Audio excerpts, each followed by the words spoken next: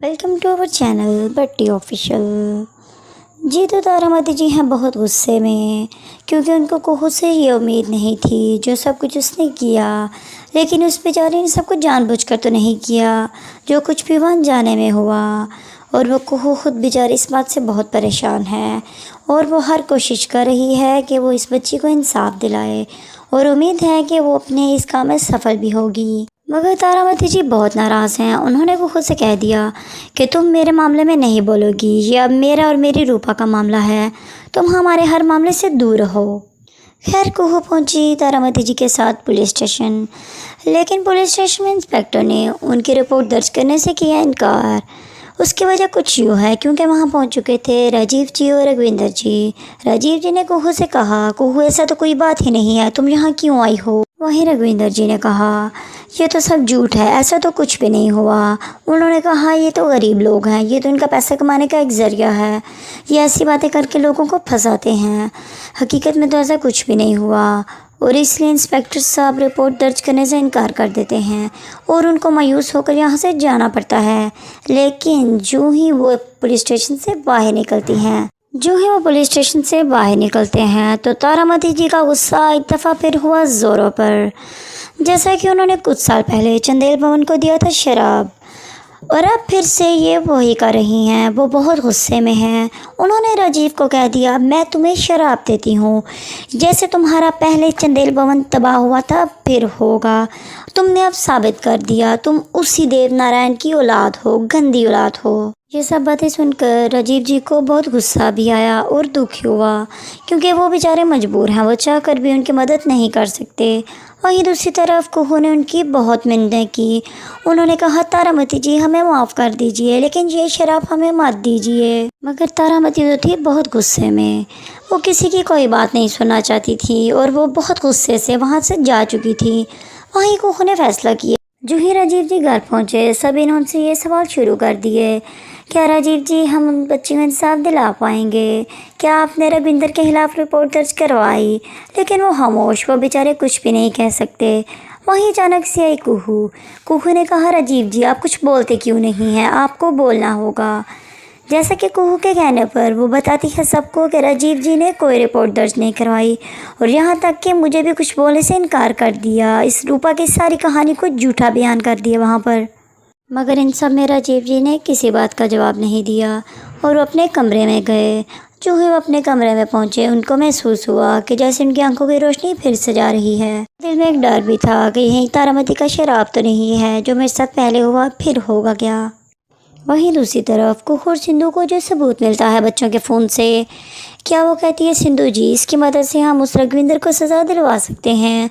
सिंधु जी जैसा कि आप जानते हैं वो एक लॉयर हैं और वो बहुत कुछ जानती हैं। उन्होंने कहा, नहीं भाभी ये सबूत काफ़ी नहीं होंगे, हमें कुछ और भी इकट्ठा करना पड़ेगा उसके लिए। वहीं भी आता है सिंधु को मैसेज। उसको वहाँ से पता चलता है कि रविंदर जी की फैमिली अंधे और गरीब लोगों की मदद करना चाहते हैं। जी हाँ, तो वो उन लड़कियों की मदद करना चाहते हैं और वो फिर उनको अपने घर भी बुलाना चाहते हैं। लेकिन कुहू इस हक़ में बिल्कुल भी नहीं थी। कुहू ने कहा, मैं इस शैतान की इस चाल को कामयाब नहीं होने दूंगी। जी तो कुहू पहुंची रघविंदर जी के घर बहुत गुस्से में। जैसा कि रघविंदर जी की वाइफ ने कहा, तुम यहाँ पर क्यों आई हो, तुम्हें अभी भी सुकून नहीं मिला मेरे बेटे पर इल्ज़ाम लगा के। उसने कहा, आपके बेटे ने तो कुछ किया ही नहीं, सारा कुछ आपके पति ने किया है। जैसा कि रघविंदर जी की वाइफ सब जानती थी, लेकिन उसने कुहू को नहीं बताया। उसने बस कुहू को शांत करवाया और वहाँ से भगा दिया। उसने कहा, हम ऐसा कुछ भी नहीं करेंगे, बस तुम आराम से यहाँ से चली जाओ। जी तो कुहू जो ही वापस की वहाँ से, रघविंदर जी की वाइफ बहुत गुस्से में थी। उन्होंने फ़ौरन से फ़ोन किया रघविंदर जी को। उन्होंने कहा, यहाँ पे कुहू आई थी, वो ऐसे धमकी दे रही थी मुझे। रघविंदर जी को आया गुस्सा। उन्होंने कहा, तुम फ़ोन बंद करो, मैं इसके पति से बात करता हूँ। और जो ही उन्होंने राजीव को कॉल की, राजीव को सब बताया। जी तो जैसे राजीव जी पहले से ही बहुत परेशान हैं, रघविंदर जी ने उनको एक और धमकी दी। उन्होंने कहा, तुम्हारी बीवी हाथ से निकल रही है, उसको काबू में करो, अगर मुझे गुस्सा आ गया तो मैं उसको हरगिज़ नहीं छोड़ूंगा।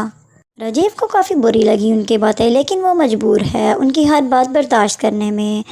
उसने कहा, ठीक है मैं बात करता हूँ कुहू से, आप परेशान मत हो। जो ही उसने फ़ोन बंद किया और उसको पता चला कुहू फ़ोन नहीं उठा रही। वो बहुत परेशान हो गए। जी हाँ, तो उनको मालूम हुआ कि कुहू के साथ हो रहा है कुछ गलत, जैसा कि रघविंदर जी की पत्नी ने भेज दिए हैं गुंडे कुहू को नुकसान पहुंचाने के लिए। लेकिन राजीव जी तो आखिर राजीव जी हैं, क्योंकि वो अपनी कुहू से बहुत प्यार करते हैं और वो जो ये सब कर रहे हैं अपनी कुहू को बचाने के लिए ही कर रहे हैं। खैर वहीं राजीव जी पहुंचे अपनी कुहू को बचाने। हमेशा की तरह उन्होंने अपनी कुहू को गुंडों से बचा लिया, लेकिन कुहू को ये बात नहीं बताई कि ये सब कुछ मैंने किया है। वो कुहू के घर आने के बाद ही घर आ गए। बस उन्होंने कुहू को कहा तुम इस मामले से निकल जाओ। कुहू बहुत गुस्से में है। उसने कहा राजीव जी अगर आप मेरा साथ नहीं देंगे तो कोई बात नहीं, मैं खुद ये जंग लड़ लूँगी और मैं जीतूँगी, उस बच्ची को इंसाफ दिलाऊँगी। लेकिन वहीं दूसरी तरफ राजीव जी पर तारामती के शराब का असर होने लगा है। जी हाँ, तो जो ही वो कमरे में जाने लगते हैं उनको महसूस होता है उनकी आंखों की रोशनी फिर से जा रही है। कुहू पूछती है क्या हुआ राजीव जी, लेकिन वो उनको परेशान नहीं करना चाहते। उन्होंने किसी को कुछ नहीं बताया कि उनको क्या हुआ है। जी तो वहीं दूसरी तरफ खुशबू है बहुत खुश, जैसे कि वो हमेशा चाहती हैं कि राजीव और कुहू अलग हो जाएं। लेकिन वो इस मामले में भी बहुत खुश हैं कि तारामती जी ने दिया फिर से शराब। क्या अब राजीव जी की आंखों की रोशनी फिर से चली जाएगी?